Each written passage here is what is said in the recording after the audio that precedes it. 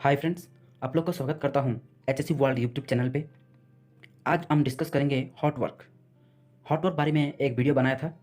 यदि आप नहीं देखा होगा तो डिस्क्रिप्शन में लिंक है, आप जाके देख सकते हैं।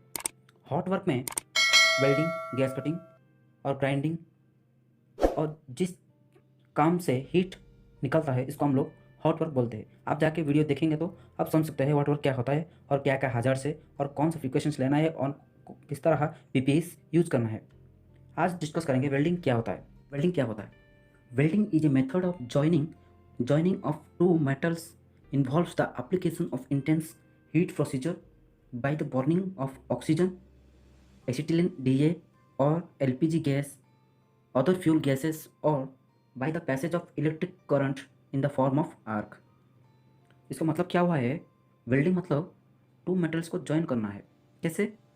ऑक्सीजन को हीट करके और एलपीजी और डीए गैस को यूज करके passage of electrical current the form of arc. Arc form में करंट को पास करके ऑक्सीजन एंड डीए गैस को यूज करके हम लोग दो टू मेटल को जॉइन करना प्रोसीजर को हम बोलेंगे वेल्डिंग। अभी देखो, welding is carried out at factories, repair workshops, by construction site. Nearly 6% of industrial fires are due to lack of supervision without work permit system in welding। इसका मतलब क्या हो गया? This is the important point, this is the important point, note it. Nearly 6% of our industrial fires are due to lack of supervision without work permit system in welding. Welding work चलने से पहले हम लोग hot work जो welding का work permit बनाना होगा और सुपरविजन करना होगा, क्योंकि उधर हाउस कीपिंग अच्छा होगा तो कुछ फायर्स नहीं लेकर आएगा, बट हाउस कीपिंग बराबर नहीं होगा तो उधर खतरा हो सकता है। अभी डिस्कस करेंगे cause of fire. Welding operation produce spark. The hot slag of burning metals में drawn as globules which retain their heat for long period and can start a fire long after the welding completed। जब वो welding spark निकलता है, welding procedure में sparks निकलेगा, but जब hot slag burning metals जब गिरेगा वो लावा तरह जल के रहता है, इसीलिए वो लॉन्ग टाइम तक वो जल के रहेगा। फिर बाद में कुछ भी चीज़ के ऊपर गिर जाएगा तो वो आग पकड़ सकता है। Electrical arc welding involves very large quantities of current. Electric current creates heat, fire and electrical shock. Electrical arc welding में क्या होगा? कौन सा खतरा होगा? इसमें हीट निकलेगा, फिर से फायर भी निकल सकता है और इलेक्ट्रिकल शॉक भी पकड़ सकता है।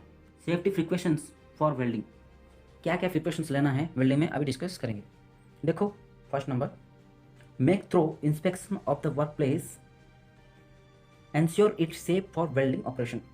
हम लोग वेल्डिंग करने से पहले कौन सा प्लेस में हम वेल्डिंग करेंगे वो प्लेस को हम इंस्पेक्शन करना चाहिए।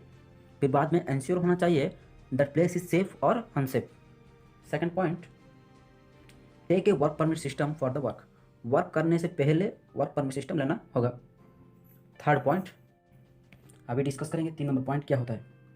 Check if the area contains flammable liquid gases. आपका प्लेस में, आप जो प्लेस में वेल्डिंग करते हैं उस प्लेस में कुछ फ्लेमेबल लिक्विड गैसेस होगा तो उसको चेक करके उसको रिमूव कर देना चाहिए। 4 number point, sweep the floor and area near by any, remove all waste materials. Number 5, if any of combustible materials cannot be removed. Combustible materials कुछ भी रिमूव नहीं कर सकता है, उस टाइम पे क्या करना है? Cover with the metal sheets और ऑब्जर्वेस्ट कॉर्टेंस। क्या है, किस में कवर करना है? मेटल शीट से कवर करना है और एस्बेस्टोस कॉर्टेंस।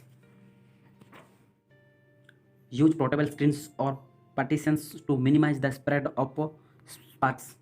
7 नंबर, की पोर्टेबल एक्सटिंग्विशर, डाई पाउडर और वाटर बकेट ETC। हम लोग कभी भी फायर लग सकता है, इसीलिए हम लोग उससे पहले ड्राई पाउडर का एक्सटिंग्विशर और वाटर बकेट ये सब कुछ रखना चाहिए। वाटर बकेट रखेंगे, बट वाटर बकेट में वाटर कभी भी इलेक्ट्रिकल शॉक कुछ इलेक्ट्रिकल इंसिडेंट हो जाएगा तो उसका ऊपर वाटर नहीं डालने का, क्योंकि उधर bucket, soil bucket, sand bucket रखना चाहिए। फिर बाद में 8 नंबर क्या है? In case of electrical welding और चेक द कनेक्शन केबल्स एर्थिंग, ये सब कुछ देखना है। 9 नंबर क्या है? Secure the gas cylinders in a safe location away from the heat and sparks. Heat and spark से दूर रखना चाहिए गैस सिलेंडर को। 10 नंबर क्या है? Inspect the area for the spark and remove and extinguish them. कभी भी inspect area को इंस्पेक्ट करना है, स्पार्क्स कुछ और रिमूव एक्सटिंग्विशर्स सब कुछ देख के काम करना चाहिए। कभी भी कुछ भी वेस्ट मटेरियल को सब कुछ हटा देना चाहिए जो प्लेस में हम लोग वेल्डिंग करते हैं। अभी डिस्कस करेंगे हजार्ड्स इन वेल्डिंग। वेल्डिंग में क्या क्या हजार्ड्स होता है वेल्डिंग में क्या क्या हजार्ड्स होता है अभी डिस्कस करेंगे। अभी देखो वेल्डिंग में क्या होता है, इलेक्ट्रिकल शॉक लग सकता है, बर्न हो सकता है, हीट एंड फायर एक्सप्लोजन भी हो सकता है, light radiation is very powerful source और टॉक्सिक फ्यूम्स, स्पार्क्स, स्मोक, ये सब कुछ निकलता है। क्योंकि जब वेल्डिंग करते समय में स्मोक निकलेगा, वो स्मोक ज़्यादा डेंजरियस होता है। इनविजिबल अल्ट्रा वायलेट रेस, हम जो इनविजिबल मतलब नहीं देखेगा, अल्ट्रा वायलेट रेस भी होता है, वो हमारा स्किन को हार्ट पहुंचा सकता है। और विजुअल रेस और इनविजुअल इंफ्रा रेड रेस, ये सब कुछ हार्ट हो सकता है। क्यों? Eyes are most important organ of the body, इसीलिए हम लोग पीपीस का इस्तेमाल करना चाहिए। पीपीस का इस्तेमाल कैसे करेंगे, क्या क्या पीपीस यूज करना है? Helmet, face shield, hand gloves, safety boot, gum boots, welding goggles, apron and white goggles, ये सब कुछ यूज करना चाहिए। नाइट टाइम में वाइट गगल्स यूज करना है और डे टाइम में वेल्डिंग गगल्स यूज करना है। फिर बाद में देखो क्या करने से हम लोग वेल्डिंग का हजार्ड से हम बच सकते हैं, अभी डिस्कस करेंगे। मतलब प्रिकॉशंस क्या क्या लेना है। देखो पहले चीज़ क्या करना है, the electrode holder and cable shall be fully insulated. मतलब जो होल्डर केबल होता है ना, सभी को फुली इंसुलेटेड करना चाहिए। फुली इंसुलेटेड करने से क्या होगा, स्पार्क्स नहीं निकलेगा। देन क्या होगा, B number, welding current should be preferably returned to welding machine by a single cable by the work of the welding machine. Third number, electrode holder shall have adequate current capacity, fully insulated to prevent shock. Hot holder shall not dip in water, only air cooled.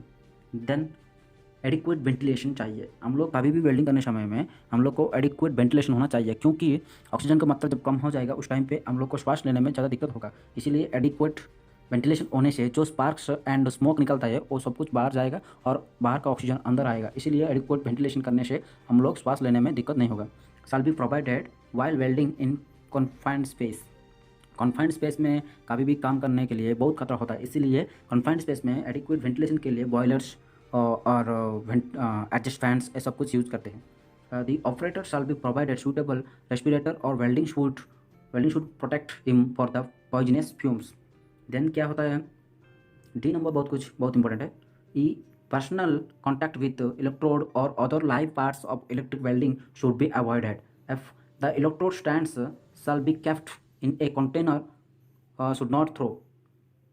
Then G, the welding transformer must be एर्थड।